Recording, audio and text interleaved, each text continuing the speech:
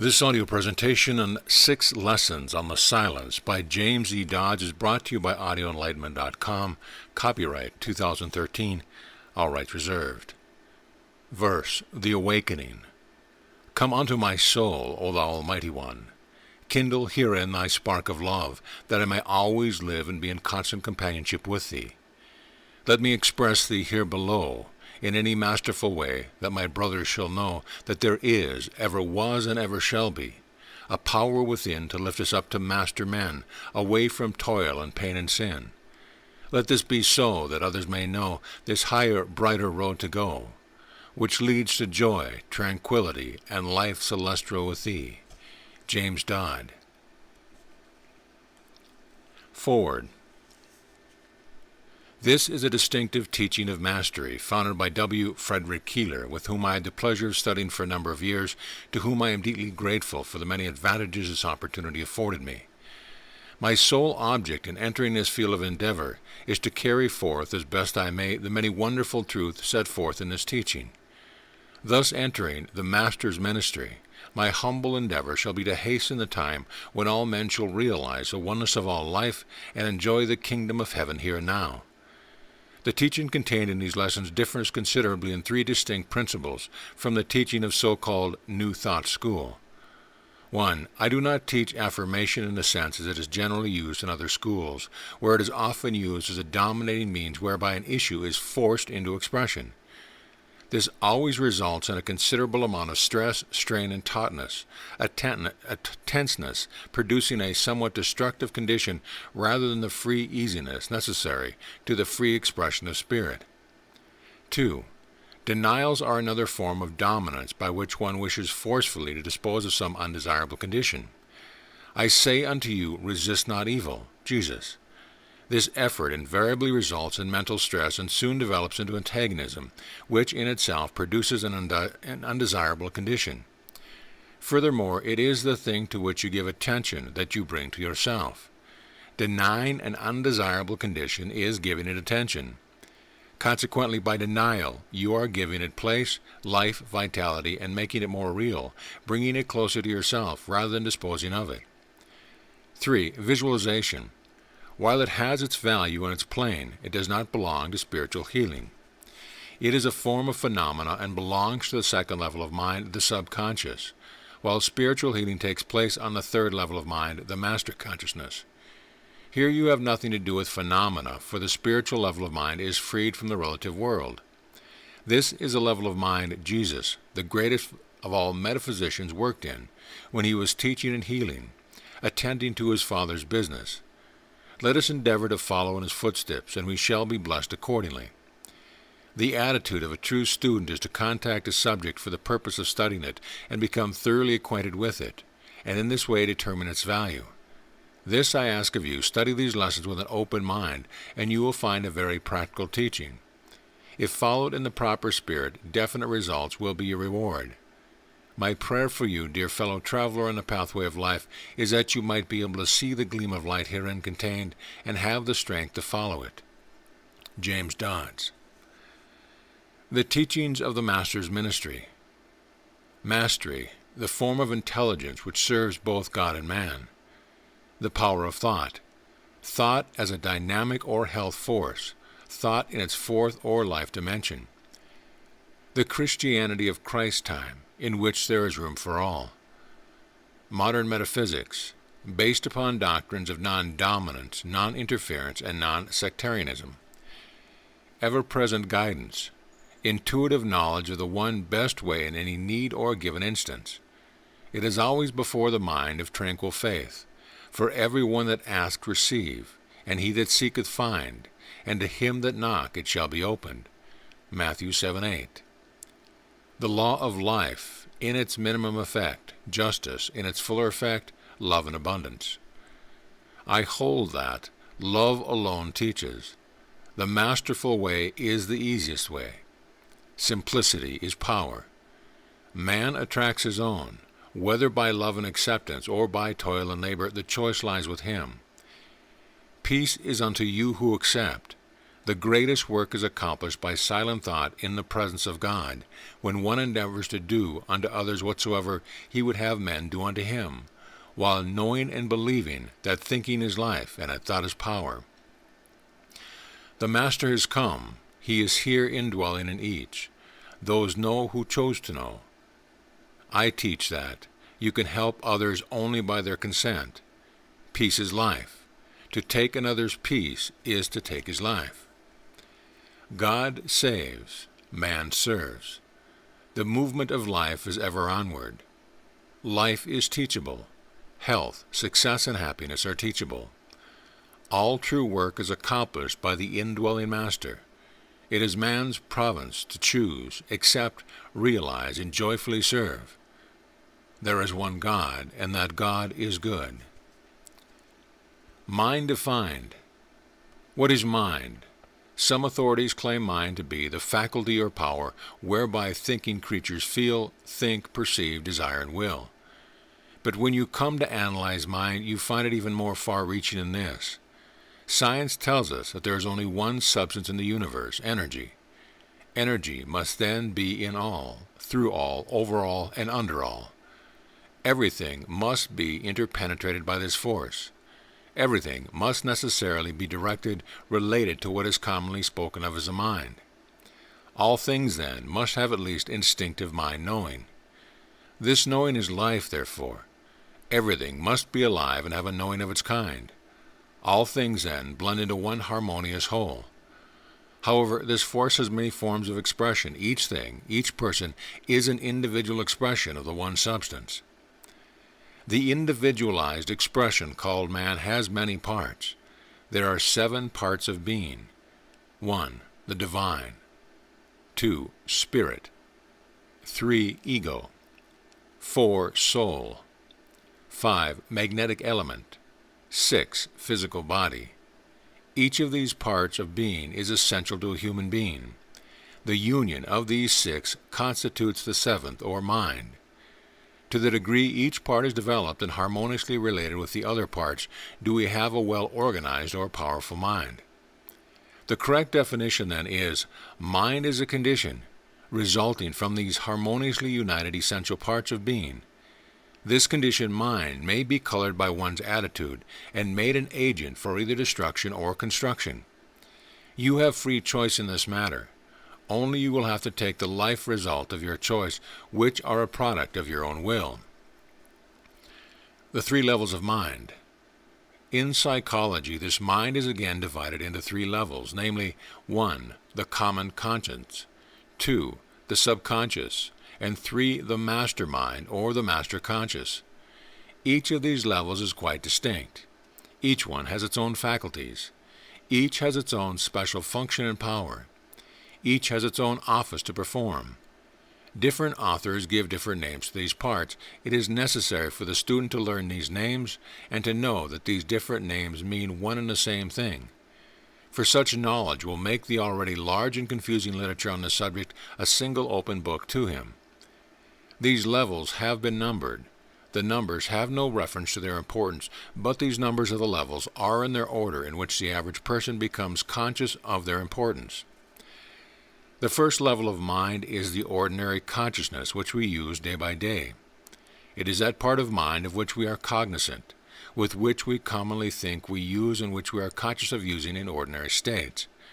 Various names by which it is known, and which mean one and the same thing are the common consciousness, the conscious mind, the objective mind, the ordinary mind, the waking mind, and the mind of awareness. The second level of mind is that part of the mind which continues activity during sleep. It is that mind which lies just barely below the ordinary consciousness. It operates in dreams. It brings us impulses. It reaches deep down into our being. Generally, one is not familiar with it, but nevertheless, everyone knows that there is such mental activity. The second mind level is called the subconscious mind, the subjective mind, the psychic mind, the habit mind, the functional mind, and the suggestional mind, the involuntary mind. These names are all very truly descriptive and refer to this one thing, the one mind division, which lies just beneath our ordinary consciousness. The third level of mind is of the real self. It lies closest to the true being. It is really the divine self linked with the lesser self. It is that mental level upon which the human being senses freedom from all limitations, but is fully cognizant of full manhood and womanhood. It makes self known both in simple and exalted forms. Other names by which the third level is known are the subliminal consciousness, the subliminal mind, the superman, the master mind or the master consciousness or the higher self. The terms the knower, the healer, the seer, the impersonal Christ, and the indwelling master refer to it. Any terms indicating this level of mind are almost always capitalized. Terms of this kind will be found in all the Hebrew, Arabic, Hindu, and Chinese writing and all the ancient literature.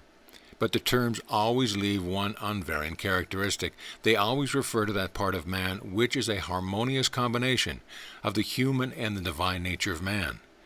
In this level of mind we find the silence. The student should fix these different levels clearly and distinctly in his conception. Mind is a conditioned thing. Thinking or ideation is its motion, and thoughts are the product of that motion. I have presented the above so that you will realize more clearly what I mean by mind, and will be able to follow the lessons with great interest and understanding. There is one infinite spirit plus its infinite manifestations. Man is an expression of this infinite spirit and being of it, consciously experiencing itself. There is one music. We know that there are many kinds and forms, yet all are of the one music.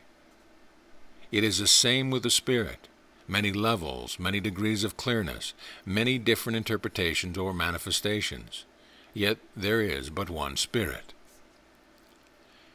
Lesson number 1. What the silence is. In order to do silent work, it is necessary to have an outline or general idea of just what is meant by the silence. What is it? Many have been led to believe that the silence can be appealed to, that help can had from the silence. And fully, as many have been sadly disappointed in finding that their desires have not been realized, that their prayers have not been answered. In consequence of not having accomplished satisfactory results, they have arrived at the place where they have said, metaphysics is a failure. Nothing can be done with it that is worthwhile. Those who are using it are simply chasing bubbles, in reality accomplishing nothing more than dissipation of their forces and laboring under clouds of delusion and deceit. But this is simply not true. The silence is indeed very real to those who have been able to find it, to those who have been able, in consciousness, to still the inward strife, and in so doing find themselves resting in peace, in harmony, with their feet firmly placed upon the solid rock of understanding. Here in this place, each one is able to have conscious contact with the spiritual side of life. In reality, the silence is a state of mind, a place in consciousness. It is not something to which you can appeal. It can be best comprehended if you consider it to be a temple, the temple of the Most High, wherein you find God. The temple of itself is not God, but God dwells in this temple. The silence is a state of mind wherein you find that which is eternally new, that which is eternally fresh, fragrant, and life-giving. If you were to compare it with soil, you would call it virgin soil. Or comparing it to water, it is like a fresh, clear pool wherein you see everything. This state of mind, which is clear, even and clean, is the silence. But as Buddha said, ask not from the silence, for it cannot speak. Do not expect the silence to answer you. It cannot. It is dumb. The current impression of the word work implies either physical or mental action. Now, silent work implies nothing undesirable, nor is it toil or labor. Instead, it means service through loving contact. This service, being unselfish, freely given, brings real joy. You may enter the temple of silence and there do your work. You do your work in the silence. It is not the silence that does the work. All true work is done in the silence.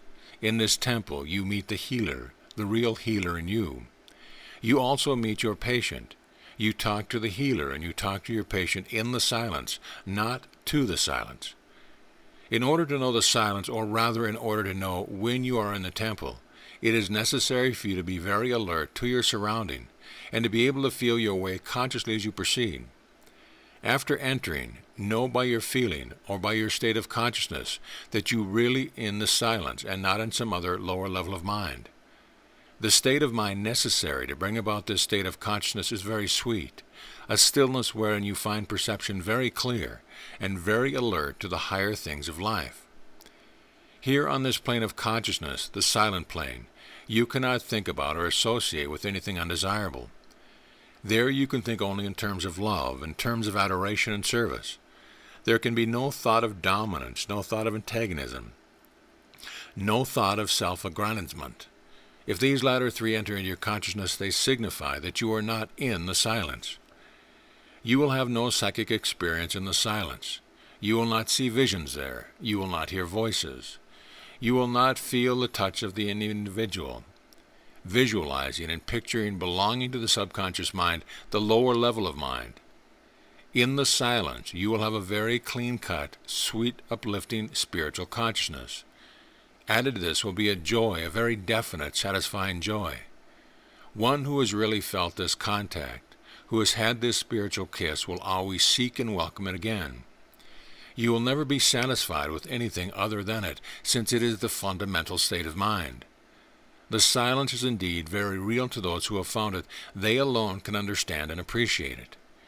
It is necessary for the individual to make a definite effort to seek this higher level of mind in order to have the slightest appreciation of the silence. No one can do it for you. You must do it yourself. You can accomplish it as well as anyone. You are an expression of the divine and carry within your bosom that spark which gives you eternal life. Therefore, acquaint yourself with this and endeavor to have conscious communion. Unquestionably, you will realize this in the silence. Whatever work you do in this place will be done well, very, very well, because of the high nature of the plane. This is the place of the Immaculate Conception, where you receive the new, where you acquire a state of mind that is virgin, and into it will come truth. Into it will come the light that will not only illuminate your life, but through you the lives of all whom you contact. Let's go over some questions and answers for lesson number 1. Question: what is the silence? Answer: the silence is the fundamental state of mind, the one best state. Of all the states of mind, the silence is the most powerful. Question: to what level of mind does the silence belong? Answer: the third level of mind, the master consciousness. Question: to what would you compare this still place called the silence? Answer: a pool of clear water wherein you see all, a rapidly revolving wheel wherein the spokes seem to vanish because of the rapidity of motion. Question: what is the motion of the silence? Answer: compared to outer world things, stillness. Question: what is always present in the silence? Answer: the Master. Question: should one talk to the silence and expect an answer from the silence? Answer: no, the silence of itself cannot speak. Question: does one ever find anything unpleasant in the silence? Answer: no, here all is harmony. Question: is the silence, strictly speaking, conscious of itself? Answer: no. Question: is there any kind of consciousness in the silence? Answer: yes, the consciousness of the Master, and in fact, everything you choose to contact has a consciousness, and you can become aware of it in the silence. Question: is the silence a psychic state? Answer: no, you do not find phenomena in the silence, or in the Master consciousness. All phenomena belongs to mortal mind. Question: what is mortal or carnal mind? Answer: mortal or carnal mind consists of the untrue of the common consciousness and the subconscious levels of mind. These are the two levels that have to do with form, space, and time. End of Lesson 1. Lesson number 2, concentration. Concentration is the ability pointedly and harmoniously to focus your attention upon the object of your choice. Nothing so engrosses the attention as the free expression of a definite purpose. Universal Law by Walter Scott Hall. There are three parts or levels of mind. 1. The common consciousness. 2. The subconscious. And 3. The master consciousness. The latter two are well organized. They are concentrated in the sense that organization is concentration. If the mind is well organized, it can be handled masterfully. However, the one part of the mind that is not concentrated is the common conscious mind, that part of mind which has to do with the ordinary things in life. This mind is often in a state of confusion, wherein one is unable to apply himself pointedly to any definite object for a given time. Pointedness can be accomplished provided one will comply with the law of concentration. It is very simple to apply when one has become thoroughly acquainted with it. All that I ask of my reader is to give this method a fair trial. Then I know he will agree with me that concentration is, after all, very simple. Research informs us that about 200 ideas pass through the average developed mind during a minute. Very well, what would be the result providing you could hold by attraction, not by force, one thought for half a minute? Do you not see that this would be a thought with power behind it? The value of concentration is to make our thoughts powerful agents for good, rather than weak, impotent, unpurposeful thoughts.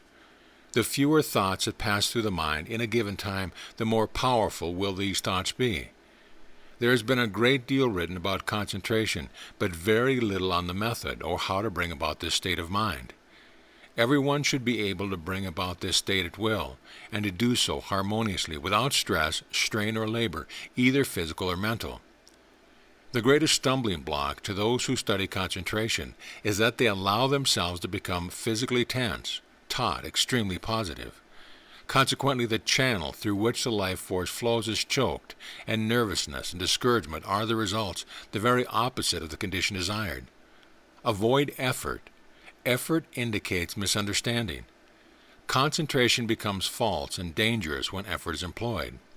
True concentration is achieved with absence of effort and succeeds where effort fails.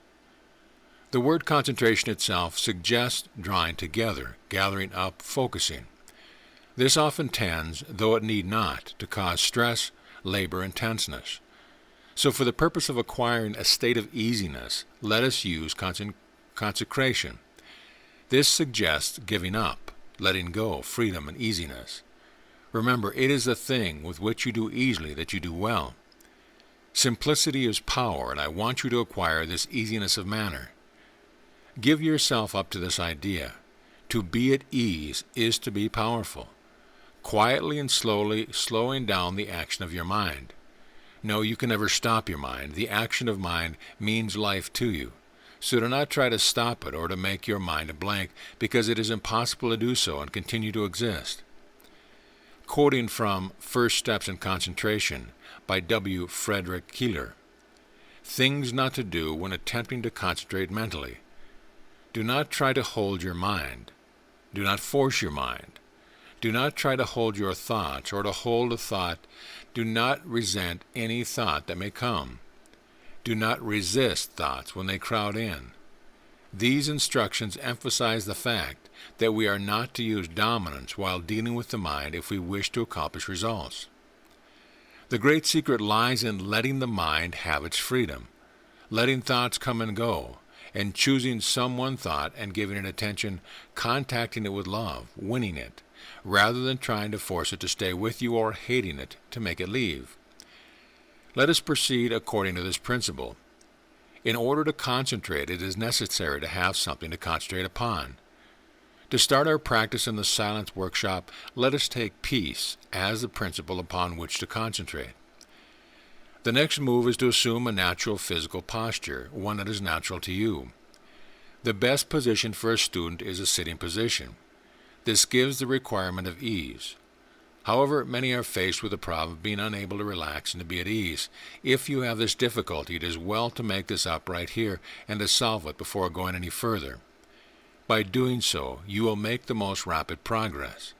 This method is very simple. It is well to remember that simplicity is power. When you sit down and find your body tense, it is a sign that you are mentally tense also. However, we are working with the physical just now. Your body is tense. Very well. Sit up straight in your chair. Place your feet flat upon the floor. Your hands on your lap, palms up, then mentally choose peace. You have called for peace. You have associated with yourself with peace. Now rest and let go. By doing so, you are offering a receptive attitude toward the object of your choice, peace. Therefore, you are in a position to receive this condition, peace. The next move is to examine yourself to see if you feel a little easier. If so, go over this again. Each time you will find you are becoming more at ease with yourself. You are making headway. Very good. Now get up and do something else. This change will rest your mind. Then turn to it again. This time you will be fresher and more open, and your state will be better and a deeper one. However, if you are not able to make this headway and find your body remaining tense, mentally associate yourself with your extremities. Think peace in association with your hands and feet. Go a little farther. Think of each finger in turn, and at the same time, open and close that finger. In this way, you will relax it. Then go over your toes in the same way. Then take your right leg, do the same thing to it, then your left leg. Do the same with your arms, then your shoulders and your back. Finally, you take the whole body into your consciousness and discover that you are relaxed and at ease with yourself. Furthermore, your mind will be relaxed and at ease, and you will have a very good foundation on which to build. A relaxed body indicates a concentrated mind. Now lovingly choose peace. When this is done, you are quite sure to find an inflow of ideas that seem to take possession of your mind and shut out the object of your choice, peace. This is just what should happen if you are a beginner, and most of us are. Now let us see what has happened. Why should this flood of ideas come at such a time? Why should it not come? Have you not asked for mental power? Well, here it is, more than you can handle. The river has overflown its bank, and all this power is going to waste. Your next step is to get control of this power. It is a thing which you can give attention to, that you bring to yourself. You choose to handle this whirling wheel of mind so that you may be able to contact peace. Do not resist this evidence of power, but merely be an onlooker. Let the ideas come and go. Presently you will find peace as a real state and condition at hand. Now is your chance. Give this idea special attention. Touch it with an attitude of love, and it will stay with you a short time without any extra effort on your part. Why? Because out of all the ideas that are flowing through your mind, this is the only one to which you are giving definite attention. Then let it go. Give it freedom. Ideas want freedom just the same as human beings. To the degree that you have been able to relate with peace and love, just to this degree have you won peace to yourself, and it will be on hand to serve you. As this mind wheel turns, you will find that all the other ideas fade away purely from lack of attention, and your chosen idea, peace, will be with you and will stay with you of its own free will. Why? Because you have offered love to it, and even ideas respond to love and remain where it is. Thoughts are living, vibrant things. Winning your way is the powerful way. What you win, you have. Do not allow yourself to remain at this task long at any time, or you will spoil all the good work you will have accomplished by making labor of it. The moment you feel you are becoming tired, know that you are trying to force your mind rather than letting it serve you. Read over the things not to do. In order to do good work, it is necessary to remain in a relaxed state of mind. By doing this, you keep the channel open, and you have access to unlimited mind power. This is working outline.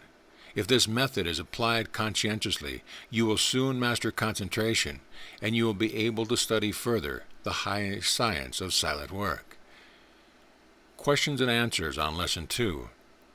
What is concentration? Answer. Concentration is the ability pointedly and harmoniously to focus your attention on the object of your choice. Question. Name the parts of mind that are in themselves concentrated. Answer. The subconscious and the master conscious. Is it possible to stop the mind? Answer. No. Thinking is life, therefore mind action is necessary for one to exist. Question. What is the process carried on while in the act of concentrating? Answer. Slowing down the action of the mind. thus observing your thoughts and selecting one for loving attention. Question: what is the attitude which makes concentrating easy and pleasing? Answer: consecration. Question: how is the value of a thought increased? Answer: by giving it loving freedom. Question: how is thinking made more powerful? Answer: by reducing the number of thoughts that pass through the mind in a given time. Question: under what condition does the law of attraction function? Answer: loving attention is freedom. Question: in concentrating, what is the mental state necessary to produce and to feel? Answer: peace. Question: the physical condition? A. Answer: relaxation. Question: should one try to hold a thought by force or dominance? Answer: no. Question: should one try to hold his mind? Answer: no. Give the mind its freedom. Question: should one resist thoughts as they crowd in? Answer: no. Question: what is your first mental act in concentrating? Answer: stating silently, I choose to concentrate. Verse: and so I find it well to come, for deeper rest to this still room. For here the habit of the soul feels less the outer world's control, and from the silence multiplied by these still forms on every side, the world that time and sense has known falls off and leaves us God alone. Whittier. End of lesson.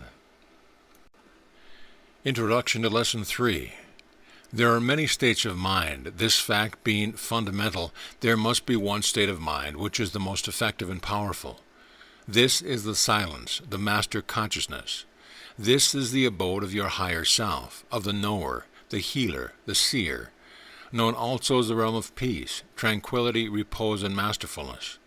There you stand, Lord of all you survey. The cultivation of the conscious awareness of and understanding of this state of mind is necessary in order to do silent work, healing, and teaching. This is a plane of consciousness in which Jesus Christ worked when he performed his many wonderful acts of healing and other so-called miracles, which in reality were not miracles but the result of enlightened adjustment to a spiritual law. This will work equally well for you or me, provided we conform to the law, which means learning how to have conscious communion with the Father. This can be attained by seeking the silence as a place of worship, that place in spirit where it is possible to have conscious companionship with the Father, who tells us that if we have faith as a grain of a mustard seed, we can move mountains. Lesson number 3, how to enter the silence. In present this method in detail so that you will have something definite with which to work. The silence is founded upon 3 cardinal principles: peace, love, and joy. Peace should be your physical and mental state. Love should be your attitude toward the great healer or God who resides in you and your patient. The result of this conscious contact with God should be joy, definite, subtle joy. Let us take up these principles or steps in consciousness one at a time. What is peace? Is it not a condition of mind brought about by one being at home with oneself? How are we to acquire this state of peace? By eliminating conflict. I know that this accomplishment is a rare jewel worth acquiring. We can do this if we will face ourselves as we are, not as we would like to be, but as we are. Self-analysis is necessary if we wish to remove the undesirable and acquire the desirable. In analyzing yourself, it is necessary to watch not only the desire which brings about certain definite conditions in the manifested world, but it is also necessary to watch what the result of this physical manifestation will produce upon the mind as a reaction, and just what your inner state is as a final result to your own first desire. If you find yourself in a state of, or in some degree of hate, fear, or love, by observing this result you can tell definitely whether the first attitude was a constructive or a destructive one, and thus you will know whether or not to entertain it again. Let me elucidate this still further. What is your attitude when you think of fire? Is it fear? If so, you are out of tune with fire. Fear in itself is all right, but when you do not handle it according to its law, you get burned. However, this does not condemn fire. To some it suggests warmth, joy, life, freedom. Therefore, it is necessary for you to make it a mental adjustment with fire. Then you will be able to think of it and not be disturbed in the least. When you think of music, no doubt you are thinking in the same direction as life and music. Consequently, no friction exists, and you are in tune, or a harmonious relationship with music. It is necessary for us to become at home with our thoughts, making them good companions rather than uncongenial ones. The way to learn a language advantageously is to associate with those who speak it fluently, starting to use it at once. You will have to learn the fundamentals, but you will make the greatest headway by using the language. So with this state of mind peace, you must associate with the condition of peace in mind. Your first fundamental step is choice. Remember, it is the thing you choose to give attention to that you bring to yourself. We start by thinking, I choose peace. This, of course, is a positive act of mind. You have asked for peace. You have sent out the call. You have related yourself with peace. You have put forth your thought hands and contacted the principles of peace. The next step is the great divide, where so many dear souls find the road so difficult that they themselves pitifully lacking in ability to go on. Here they tarry like a lion in a trap, crying out and demanding freedom and life, lacking an attitude of receptivity. You cannot be eternally positive. You must alternate your states of mind. You have asked for peace. Offer a receptive attitude toward this object of your choice. Open the door of your consciousness so that this guest may enter. You would not invite your best friend to visit you, and when he arrived, have him find your home locked and you away on a fishing expedition. No, you would be home, and there would be a wonderful atmosphere of welcome, and your guest would immediately feel that atmosphere and be at ease, adding joy and zest to your life. So it is with peace. Open and receive the pearl of great price. Entertain it lovingly. Loving contact is all that is necessary at first. It may go, but it will soon return, and finally you will have it for an abiding guest, a permanent companion. Luke 12:32. Fear not, little flock. It is your Father's good pleasure to give you the kingdom. The first words Jesus uttered when he commenced to teach were, Repent, for the kingdom of heaven is at hand. Again, further on he says, Behold, the kingdom of heaven is within you. Luke 17:21. This kingdom is not a place but a state of mind, a plane of consciousness, a level of mind wherein one is conscious of the good spell that Jesus talks so much about, and masterfully demonstrated the fact that it is possible to attain it now. Seek ye first the kingdom of heaven. This kingdom was the great subject of his teaching, but as yet we have not been ready to set aside those outer things and permit ourselves to enjoy this privilege, not having acquired the knowledge or ability to accept this gift of the Most High. If you lack the ability to receive the kingdom, you cannot enjoy this wonderful gift. It is necessary to cultivate a receptive attitude, not a negative one wherein you let down the bars of your mind and let anything enter that may come along, for that is a destructive state. But you have chosen peace. You have directed yourself toward peace. This definite, purposeful act will safeguard you against anything undesirable. Consecrate your thoughts to this business you have chosen to carry out. Consecrate yourself to this act of choosing. Let go of your common world consciousness. Step into this new world. Accept the new birth in your evolution, and you will have new, brighter, and more satisfactory experiences. Your progress depends a great deal on your ability to let go of the world thoughts and for the time being attach yourself wholeheartedly to this new condition, peace. To the degree that you can let go and reattach yourself to this higher state, just to the degree will you get the actual realization of this first step in seeking the silence. This is your foundation, and it is well to be sure of your ground before you attempt to proceed. Quoting Lao Tzu, the great Chinese philosopher, one step taken in the right direction never has to be retaken. When this mental state of peace is established, you can then proceed in perfect safety. The next step is to acquire the loving consciousness. Let me ask a question. What do we mean by love? Do you ever stop and meditate upon this? This principle called love has indeed been dragged into the filth and mire of materialism, selfishness, and degeneracy.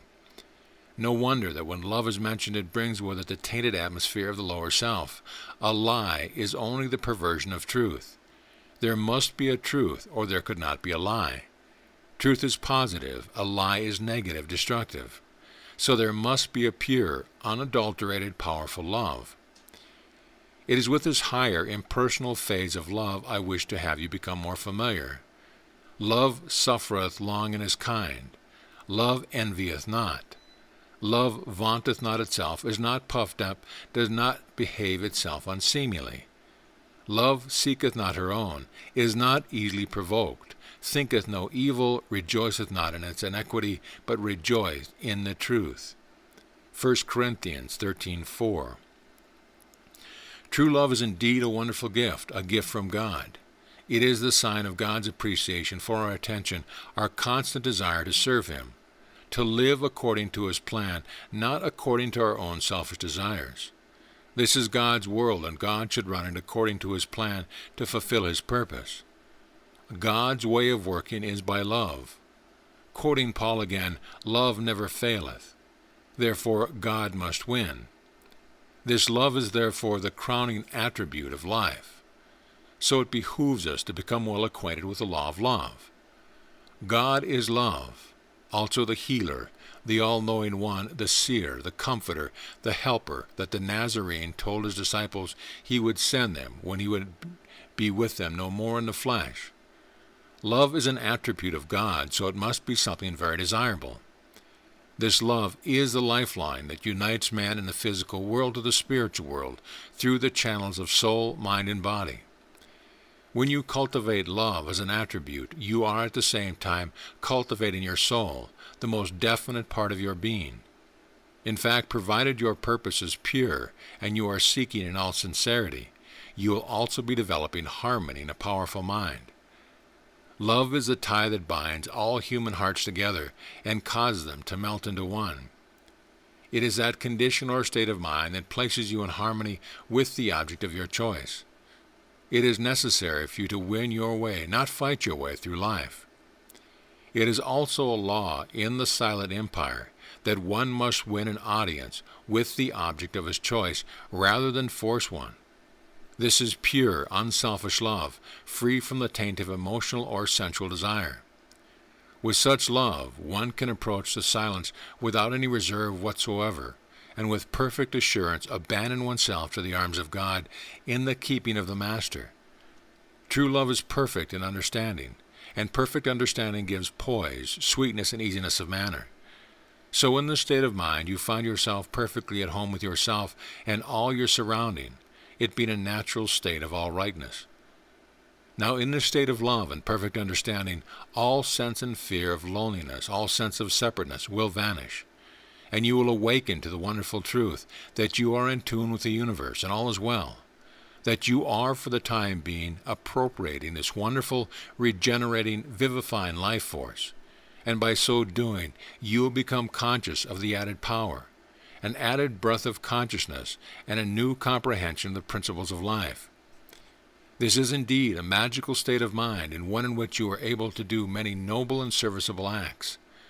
A place where you think and build constructive, purposeful thoughts, and thus render a very much needed service to your brother man, namely, to relate your fellow man with this new consciousness and thought, and by so doing offer him true joy. This is spreading the good news of the kingdom of heaven. True joy does not bring with it any form of exaltation. Exaltation, ecstasy, or any form of excess is a phase of emotionalism. Emotion is the soul in motion. Emotionalism is the soul on a rampage of uncontrolled emotion. It is just as harmful to dissipate your forces while contacting good as it is to dissipate them by contacting the undesirable. Both are a definite waste of valuable energy, energy you have asked for and received. Therefore, keep your poise, appropriate this intelligent life force, and direct it into constructive channels. By all means, do not dissipate or waste it, but endeavor to keep your ship of state on a definite course, and plot your course straight for the harbor of constructive service. Having accomplished this, you will appreciate this fact that you are actually in the temple of the silence. Your mental workshop, where you find your thoughts, are your tools, and you are ready to go to work. Questions and answer for Lesson 3. Question: what do you call the one best state of mind? Answer: the silence. Question: give some religious names for this state. Answer: the inner sanctuary, the temple of the Most High, or the closet. Question: why should we cultivate the ability to read our feelings? Answer: so that we may determine accurately the effects of our thoughts on ourselves. Question: give one certain way in which to become acquainted with the silence. Answer: by giving it attention. To the degree that you give it loving attention, will you hasten its acquaintance. Question: of what does the first mental step consist when you wish to enter the silence? Answer: choosing the silence. Question: what is the first mental state necessary to enter the silence? Answer: peace. Question: what attitude must one have in order to enter the silence? Answer: an attitude of love. Question: give another way in which this love serves you. Answer: it makes it possible to contact consciously the great healer, also life, wisdom, and one's individual teacher. Question: give a common, practical name for the silence. Answer: the workshop. Question: of what do your tools consist? Answer: your thoughts. Question: if the silence is a state of mind, what is mind? Answer: mind is a condition resulting from the united parts of being. End of Lesson 3. Lesson number 4. What is found in the silence? The silence as we understand it is a state of mind, but just considering it as a state of mind is not very definite. I wish to convey to you the potency of this unusual level of consciousness. The silence is a superstate, the state wherein you realize your possibilities and rejoice in the fullness of life. But mind is not merely consciousness as you commonly and familiarly know mind. There are a few people who realize the possibilities of their mind. There are many who limit themselves considerably because of ignorance. The end of slavery freed human bodies. Ignorance, which is slavery of the mind, is worse than physical slavery. An ignorant man today is more of a slave, more to be pitied, than was Epictetus, an actual physical slave. Ignorance causes great limitations. Knowledge brings wisdom and freedom, which is emancipation from a pit of darkness, ignorance. Know thyself, know your mind, and you will know your possibilities. Mind is a coordinated, united activity of spirit, soul, and life action. Mind is a phase of life, a larger and more inclusive, far-reaching thing than one commonly believes. Mind is limitless. Man is limitless. There are no limits placed upon man or mind except those man has put upon himself. There is no limit in spirit, and when you are functioning in the silence, you are functioning on a plane where there are no limitations. Time and space are completely eliminated from the consciousness which is in the silence, the field of activity. You will be functioning on the now plane, which is another name for the silence. There is no other time there than now, the great new time now. Remember, your state of mind is more important than your thoughts because every thought you give birth to will be colored by the state of mind you are in when you create it, when you think it, and give its freedom its expression. If you are in a good state, you will think good thoughts that will build harmoniously and are destined for good rather than destructive purposes. Our object is to recognize our purpose, which is to deal consciously with life facts on the creative plane where all things originate, the causal plane, or the source. Thoughts are products of states of mind. States of mind, then, teach more than things. Many people study things in order to understand them. But if you do not have the right state of mind, you will not learn very rapidly. Therefore, watch your state of mind and cultivate the ability to have you state the wish when you wish it. This is done in a very simple manner. In an attitude of love, choose the state of mind you wish. To the degree you are able to put love into your choosing, just to this degree will you succeed. And this chosen state will have in it that which will make it easy for you to understand the thing chosen, because the state of mind itself teaches you regarding itself.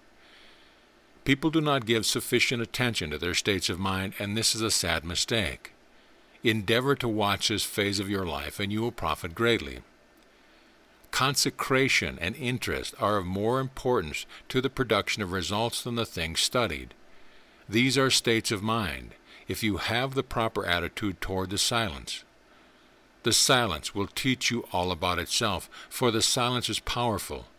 It is the environment of the great teacher, the indwelling master. You will learn that states of mind can and do teach of themselves.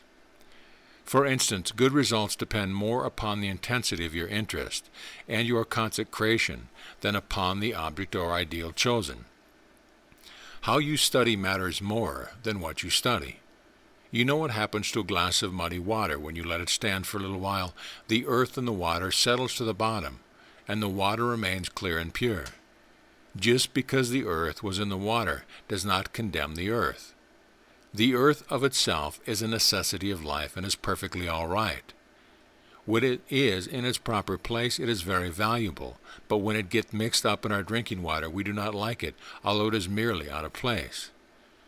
When one gets in the muddy water state in his mental or spiritual world, one has associated things incorrectly. Most people are in this condition and see no immediate relief in sight.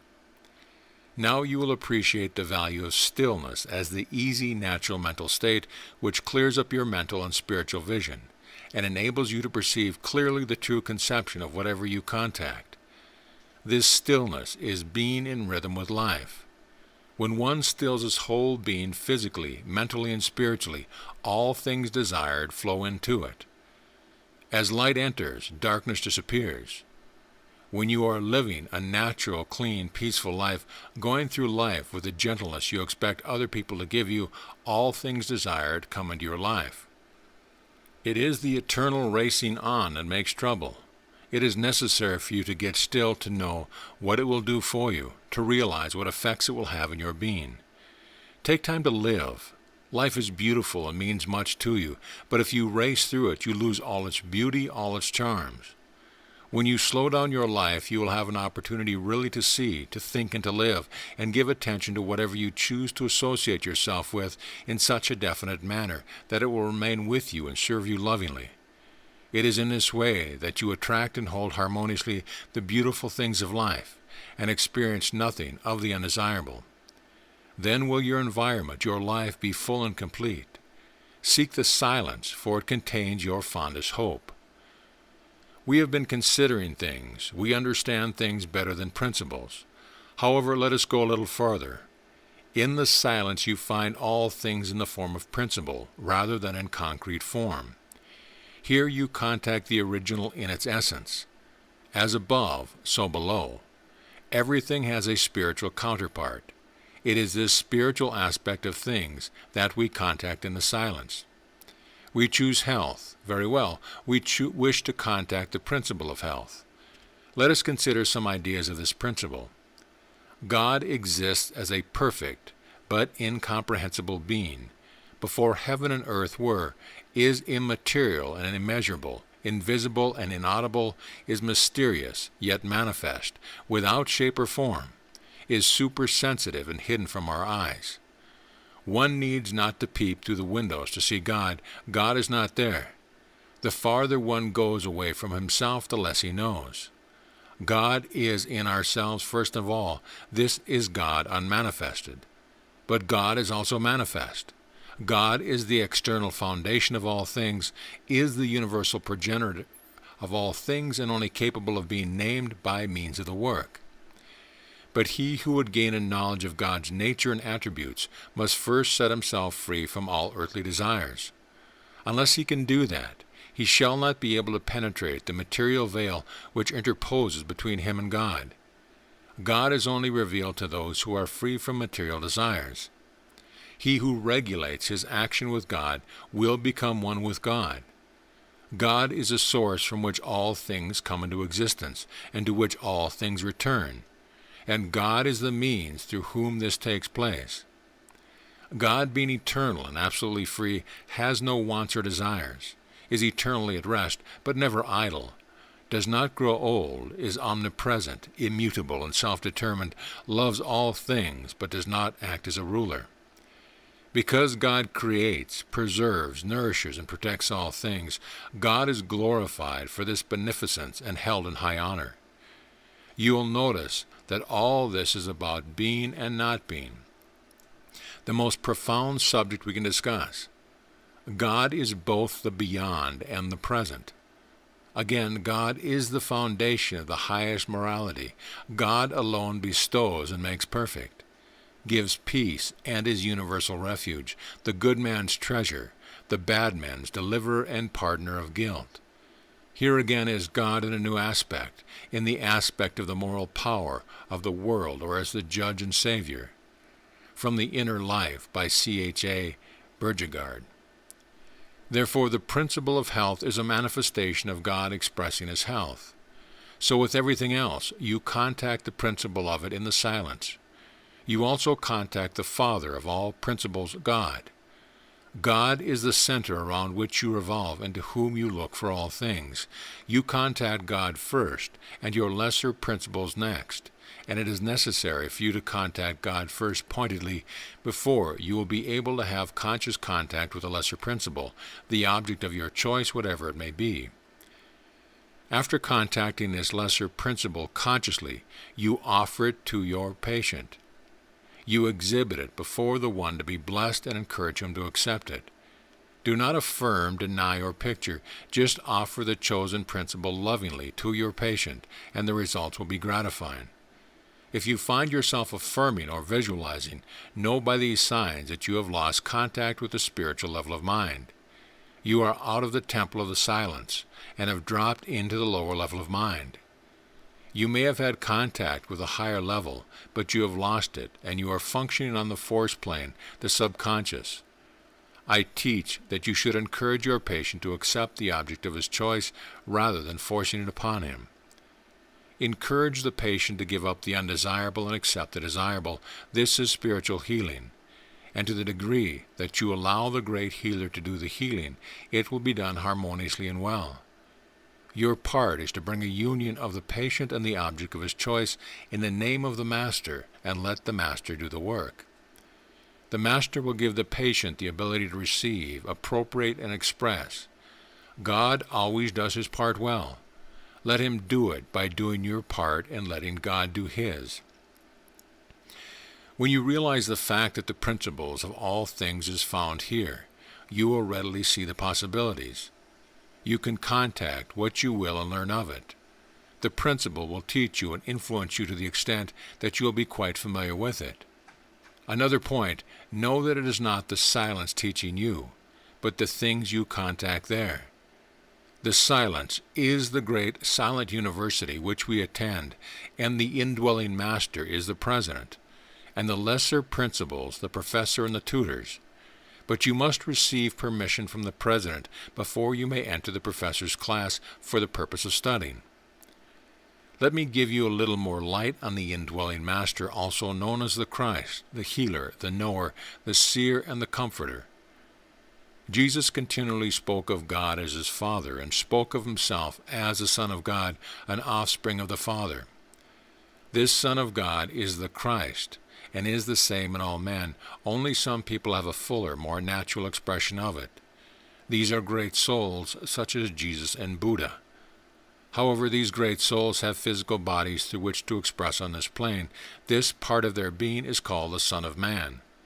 Jesus often spoke of Himself as the Son of Man, but this Son of Man can, if He chooses, contact and associate in consciousness with the Christ, who is the Son of God, who lives in the Son of Man, and this Christ has access to the Father at all times.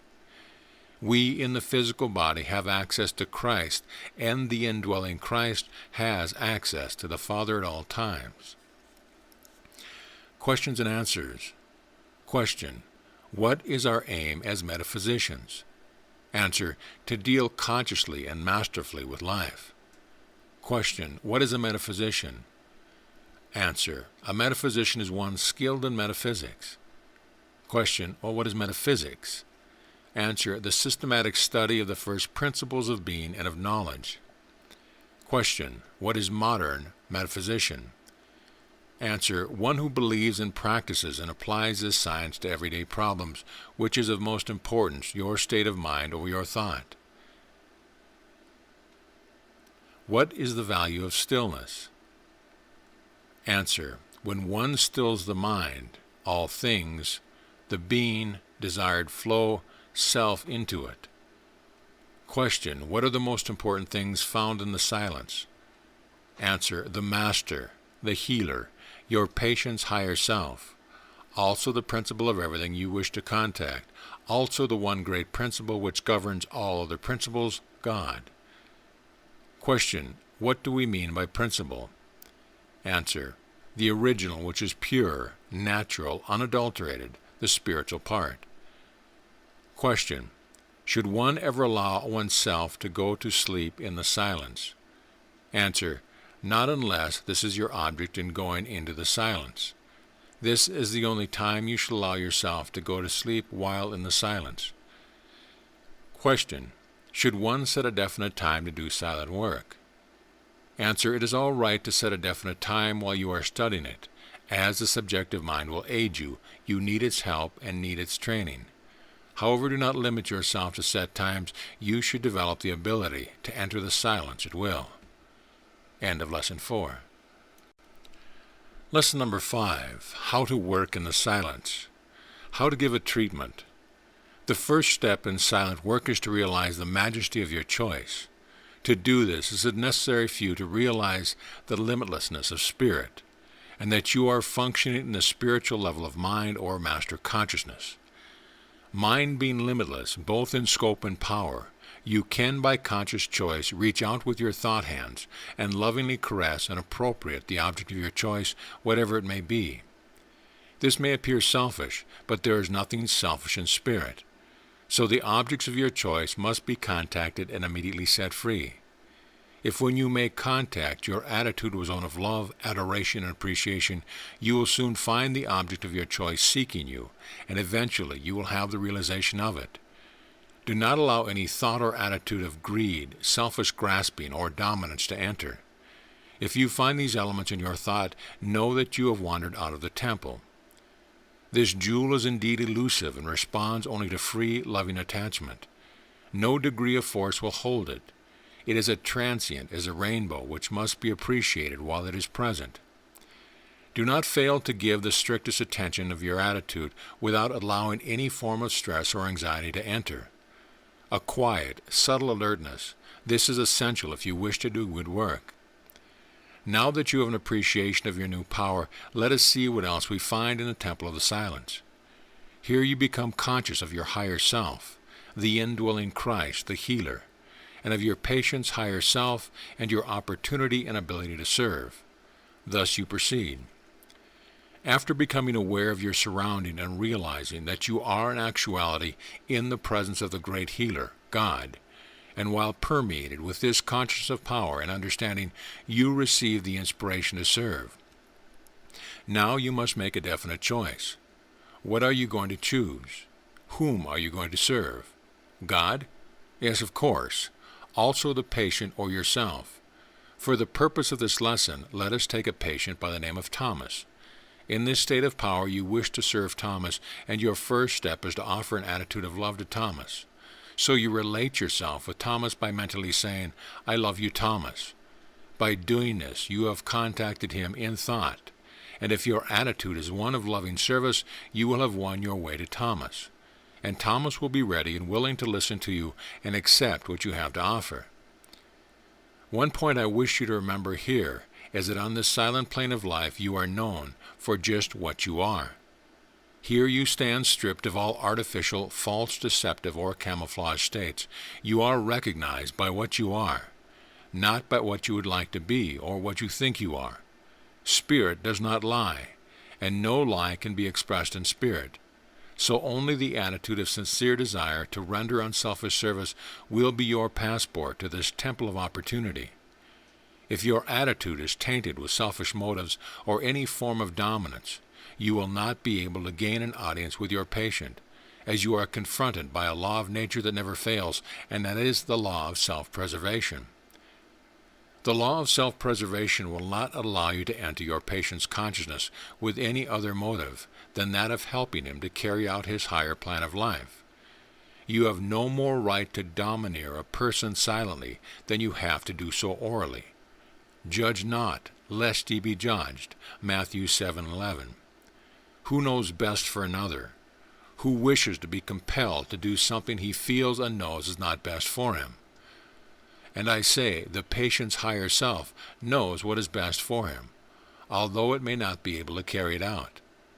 Know this is your opportunity to serve. You may think you know best for your patient, but this is only thinking, and very poor thinking at best. Did it ever occur to you that if you were to leave your dinner cooking while you went out to tell your neighbor how she should cook her dinner, that you would, on returning home, find your dinner spoiled by too much fire? Yes, if we attend to our own affairs, we will have plenty to do without trying to put our neighbor straight. Meddling is not a Christian duty. Meddling is of the devil. All that God asks of us is love. So let us enter into the spirit of love and lovingly offer our services to our patients. So, having won your way to Thomas, you wish to find out in just what way you can assist him to carry out his plan. In this attitude of service, you ask Thomas what you may do for him. How may I serve you? Having asked this question, you offer a receptive attitude to Thomas. Then watch your feelings. How do you feel? Do you get a sense of fear? Do you wish to draw back? Do you seem to shrink? Do you feel timid, excited, or any way disturbed? Fear on this plane is not fear as we know it, but a masterful indifference to life in the physical. Dr. W.K. Keeler. If so, know by this that you have been told what the obstacle is that stands between Thomas and his freedom. Most patients emanate a degree of fear, and you'll soon be able to measure this degree quite accurately. You have registered fear in some degree. Your next move is to turn in thought to your source, the healer in you, and realize your atonement with life, and in this conscious approach, Thomas and offer this state of calm, definite power to him. Thomas, I offer you strength, love, and freedom. Then wait, let him take it or not. He has the right to decide. Do not try to force the issue. If you have really won your way to him and have offered this help in the spirit of loving service, you have done your part. Now relax and let go. Start all over again. This will be refreshing and you will make better headway. Then offer love and encouragement to Thomas again. This time you find that Thomas accepts your help. You get a feeling of warmth, of good, all rightness. Know by this sign that you have really reached your patient, and that you have been able to serve him. Do not try to work hard at it. If you do, you will very likely spoil the good work already done. Be content with having done this much, and happily proceed to thank God for the privilege of serving your brother in such a noble manner, and also thank Thomas for allowing you to enter into his secret chamber of need to serve him. Now that you have had this experience, hold it secret and reveal your findings to no one. In fact, the sooner you can let Thomas and his conditions pass out of your mind, the better it is for you and for Thomas, for any rehashing of the case only tends to offset the good effect of your work. Make the cutoff clean and turn your attention to other business. In order that you may do good work, it is necessary that you realize the oneness of life. We are harmonious units of life and not antagonistic units, as men of the world would have us believe. You are in harmony with the universe and all therein contained, just to the degree that you choose to be. Unfortunately, many believe all the world is against them and they must fight for their existence. This is a gross mistake. Life is sweet indeed to those who will adjust themselves to it and endeavor to move with rather than against it. You are thinking against it when you feel that you must fight your way through life. So with healing, you must realize that all life is ready and willing to serve you and to help you, that all you have to do is to open to life and to receive it. This we call making an adjustment with life, and that is what you are doing for your patient. Questions and answer for Lesson 5. Question: Name the fundamental principle one must realize in order to do silent work. A. One's majesty of choice. 2. Mind is limitless. 3. Spirit is immediate and limitless. And 4. You can contact with your thought hands whatever you choose. Question. Why is it easier to help another than it is to help oneself? Answer. In treating oneself, one is prone to become over-anxious, selfish, and grasping. This produces a closed-up condition, and one is unable to receive while in this state. Question. What should one's attitude be towards the silence, and what is found there? Answer. Loving attention, adoration, and reverence. Question. How can you tell when you have reached your patient? Answer. By the feeling you receive, you learn to read this. Question. How can one tell whether or not he has been in the silence? Answer. By ascertaining the feeling he has on quitting his silent work. If he has been in the silence, he will feel better. He will feel a definite satisfaction and a real upliftment. Question. What is the one thing or principle you as a metaphysician deal with? Answer. Life. Question. How long should one stay in the silence? Answer. As long as one can remain inwardly alert and outwardly at ease, free from any form of anxiety. Question. Should one ever try to make another do something definite while in the silence? Answer. No, because you cannot hold a dominating thought and remain in the silence, and the motive is far from the purpose of metaphysics. Your purpose is service. Question. What action by the patient is necessary to order for you to be able to help him? Answer. The patient must give consent on the inner or outer plane, and more especially on the inner. Question. How do you proceed to get this consent? Answer. By contacting your patient with a sincere attitude of loving service. In this way you win your way to your patient, gaining his confidence. Question. Is it possible for another willfully to interfere with your life on the silent plane or to discount a treatment? Answer. No.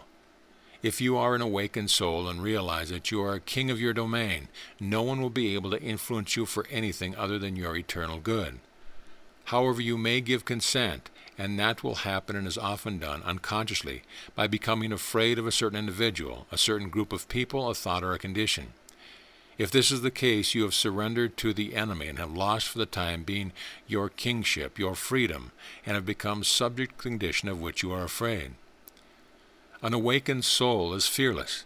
This is so because he is one with the Father, and being one with the Father, he is under the protection of the Father, the Good Shepherd, and no harm can come to him. He stands master of life rather than the slave of life. This is your birthright. Those who have and enjoy this freedom, who choose to have it, choose, accept, and have the realization of this blessed freedom now. Remember, destructive acceptance is fear. Constructive acceptance is choice, and choice is ever with you. End of chapter. Lesson number 6. Indications of the silence and indications that are not of the silence. A general review. The purpose of this lesson is to acquaint you in a more definite way with those states of mind which you are most sure to attract while endeavoring to enter the silence, in order that you may differentiate between them and recognize each at its own true value. In order to do this, I will draw your attention to 3 levels of mind known as the common consciousness, the subconscious, and the master consciousness. These 3 levels, as you know, have distinct functions. The common conscious level of mind is that part of your mind which has to do with the ordinary things of life, the part of your mind that deals with the seen world. The subconscious is, as you know, that part of your mind lying directly back of the common level of mind and is known as the second level of mind. This part of your mind is the only part of that being that holds disease. It is the habit mind, the memory mind. The untrue of the conscious and subconscious constitutes what is known as carnal or mortal man. The third level of mind is the master consciousness, and it is on this level that you work as a metaphysician, and with which you naturally become more definitely acquainted. The silence, as you have already discovered, belongs to this level of mind, but it is only one place or state in it. There are other things for you to know. How does this level of mind work, and what is its office? Every movement of the Master Consciousness is in the direction of totalization, unity, never separateness or division. These latter two are faculties of the subconscious. The Master Consciousness knows and has to do only with good or truth. Its conviction and always encouraging, uplifting, refreshing, inspiring, in a word, upward. Its operation may be known as the eternal common sense, not that so-called common sense which changes the fashion of the times, but that peculiar kind that is eternally wise to follow, and to which so few of us wish to give much attention, let alone follow its guidance. This level of mind in operation always demonstrates 1. The ability to do good, 2. Effectively and constructively by harmonious means and to recognize good, the outcome. It will be noted that mere efficiency is not necessarily mastery. Dominance has no part in its effectiveness. Some elements which are always present in the movement of the master mind: easiness, deliberation, gentleness, considerateness, moderation, individuality, that is, your own thinking. In order to distinguish between the subjective or subconscious mind and the master mind, the following list of faculties are compared. The subconscious mind, time. Master mind, eternity. Subconscious mind, dominance. Master mind, gentleness. Subconscious mind, never original. Master mind, always original. Subconscious mind, separateness. Master mind, unitiveness. Subconscious mind, reason. Master mind, at one-ment. Subconscious, analysis. Master mind, synthesis.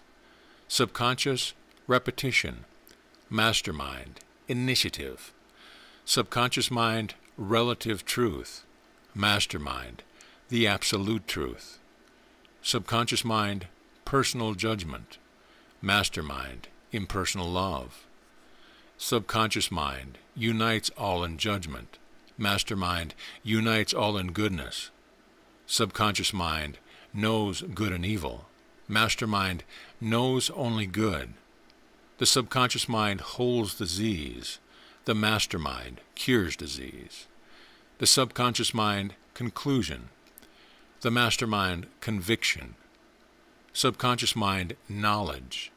The master mind, wisdom. The subconscious mind, its faculties are opposite to those of the common conscious mind. The master mind, its faculties unite with those of the common conscious mind.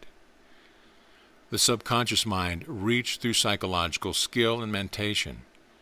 Master mind reached through love, spirit, and devotion.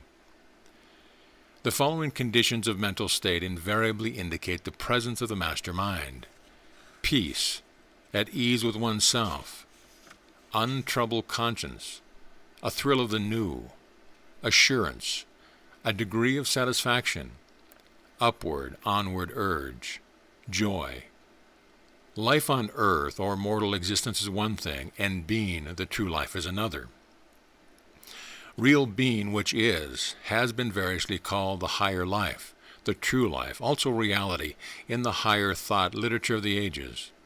It has always been distinguished from the daily, worldly, or mortal life. The true life is the spiritual life. The so-called natural life, or worldly, is not in reality that natural life. The harmonious, spiritual, is the natural life. In order to deal with this question, it is necessary to know that these two phases of life are not opposed to each other. The past mistake has been that those seeking the true life were often inclined to fight the worldly life. The new age of mastery seeks to unite the two phases of existence, to harmonize them. It is no longer a question as to which life or what life to live. Live all life, for all life is sacred. We are all pilgrims. All seek the best in the true life. All will attain it. Some will walk a shorter, more direct, and more pleasant path than others. If you believe it necessary to fight and sacrifice and struggle, very well, your pathway toward attainment will be one of struggle. You are master of it all. It is a matter of choice. But you will never attain until you become conscious of the rose path, until you believe that God is good, and the way to God is sweet and easy. Then all life will be sweet and easy. Your daily life or spiritual life will be happy. All talk about spiritual struggles is nonsense. There never was a spiritual struggle. The spiritual life is a life of joy. If your mortal or world mind is determined to struggle about it, very well, but the spirit in you never struggles. Whoever heard of a master fighting or toiling? A master quietly and sweetly conquers by consenting that spirit overcomes for him. It is all a matter of mental adjustment, of giving this consent to the indwelling master, that he may live your life, solve your problems, and lead you. Life, the outer world life, is a game. Nothing more, nothing less. Play that game as you will. Play it strenuously, play it toilsome and hard, or enjoy it sweetly. Your life is your game. The masterful life is always sweet, for the master within you has faith in the good, the universe, and the great life. Therefore does not try to usurp it and assume troubles. God is in his heaven, which is also on earth. Let your lesser self be not so conceited. Let go, brother, all is well. Earth life has been called an illusion. It is, but an illusion is not an hallucination. An illusion is not all unreal. An illusion is a reflection of truth. It is always based upon truth. Mortal life is a reflection of the true life. That which you see in the mirror is an illusion. It correctly reflects your face, yet it is not your face. Your daily use, that illusion, that reflection in the mirror for practical and useful purposes, it serves you, yet it is an illusion. It correctly portrays, for it is a useful illusion. Such is mortal life. It correctly reflects the real life, but this is not the real life. If there is a blemish in the mirror, the blemish will destroy and distort the picture shown in the mirror. If there is a blemish in your mortal or lesser mind, the true self and the true life will show as though blemished. You should not believe in blemishes, and you do not believe in them, nor do you make use of them. All undesirable conditions of so-called evil that you see are but blemishes coming out of your mortal mind distortion. They are merely illusory, but are negative faults, and are not to be read either into yourself, your earth life, nor the true life. You do not want undesirable conditions. Well, let them alone. Stop fearing them. Cease looking upon them. Busy yourself with the true picture of life. Meditate upon it. Choose it. Open your mind to it. Rid yourself of the false habit of accepting the undesirable as in any way or at any time necessary for you. Know that undesirable experience was not good for you. True, you learn by it. You say, it was awful, but I learned much through it. But why learn in that manner? As long as you allow yourself to be taught by troubles, of course, troubles will teach you, for such is your choice. But when you cease believing in troubles and cease praising them and come to believe that love and beauty can teach you best, then the higher and joyous way will teach you, but not before you are the master. You make your life day by day what you mentally choose, and by what you accept in a word, by that in which you believe. The first business in life is to clean and purify one's belief, train yourself, re-educate yourself to really believe in a living and loving God. Daily life, or world life, is, I repeat, a game. You are master. Somewhere in the great eternity you chose this life. You chose your life as just to be as it is. Therefore you can remake it exactly as you wish it to be. That is, you can choose what it shall be, and the higher forces of nature and spirit will make it unto that which you choose. Why did you consciously or unconsciously, somewhere in eternity, and in the place of your high will, make this game, this illusion, what we call world life, and then come into it? You made it in order that you could feel and experience the fiber of your soul, so that you could feel and better know the master in you. You like the thrill of overcoming. That is why you play the game. Why do men take a perfectly smooth lawn and make bunkers and obstacles upon it, then after making these obstacles try to club little balls around it? It is because they like this game of golf. In playing it, they do not recognize the obstacle as troubles. They do not really fear these things. They love to overcome them. They like to learn to overcome because of the joy of winning that arises within. Out of the absolute freedom you made this illusion. Out of the things of true existence you brought this daily life. You made it to try your mental muscles because you like the feeling of overcoming. You made it, therefore you need not fear it. Each condition that arises in it you can overcome. The fact of its arising before you is the pledge of your power to overcome it. You do not even have to overcome it. You can at any time lay down your club of mortal mind and return in consciousness to spirit, while the Master in you will restore all to peace and purity, and the outer life need no longer concern you. This does not mean to relinquish living on this earthly plane. The higher and true life of happiness can just as easily be lived on earth as elsewhere. It is always at hand and is simply to be accepted. Do not allow the game of daily life to overcome you. Do not ever fear it. The Master is always within and will show you the truth at any time. Mentally attach yourself to him. Detach yourself from the illusory game. See things as incidental. Above all, learn to live in the true life by giving it first place in your aims and in your thoughts. Live your daily life as you will, but subject to the true life. Keep your mind still. Be concerned only in the life of the living God. There is but one power, and that is good. Be still or peaceful within, and your mind mirror will be clear and will clearly reflect the real. Make the true life your silent aim, and your good will take care of you. Unite these two phases of life and consciousness. Let this be your conscious mental practice. This is the true function of consciousness. Detach yourself mentally from seeing things as things of cause. Attach yourself to the real life of peace as first cause, the true mental dwelling place. Then you will masterfully say to the world, "None of these things move me." Then the indwelling Master will always move you to good. Solve your problems silently. Take them silently to the knower. The self cannot do it. Allow the higher self its opportunity. You must consent in consciousness. You are Master. If you can do nothing else, be still. Stillness is the motion of spirit, vast and secure. Return to spirit.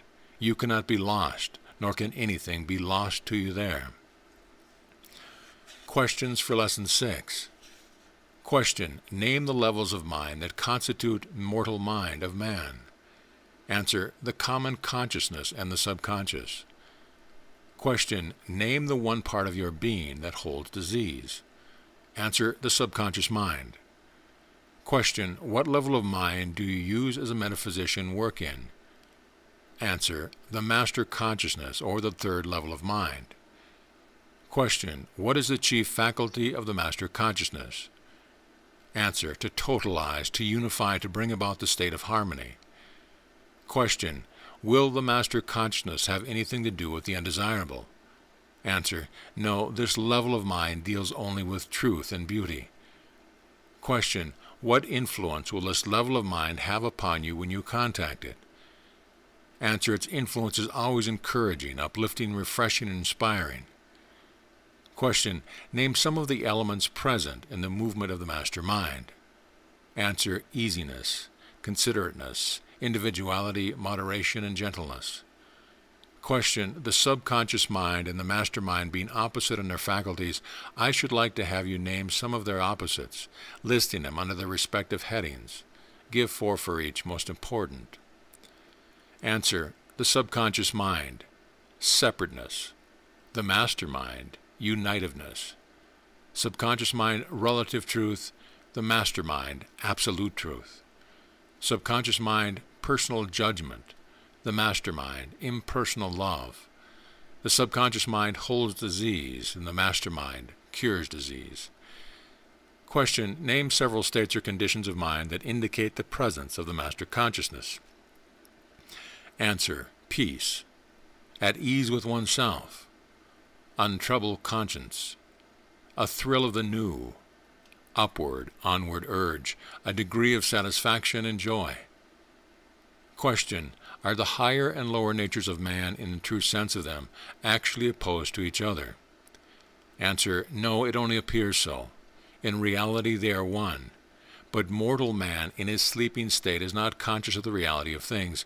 Only the awakened man can perceive such a state at atonement. Question. Is it necessary to struggle? No. Struggle belongs only to those who believe in it.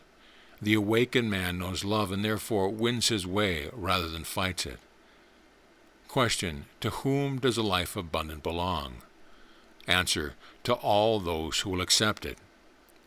These questions are asked because if a mind is capable of formulating a question, it must also contain the answer. You have access to this level of mind and should develop this faculty of going there for your answers. End of lesson. End of book. This audio presentation on 6 Lessons on the Silence by James E. Dodds has been brought to you by AudioEnlightenment.com. Copyright 2013. All rights reserved.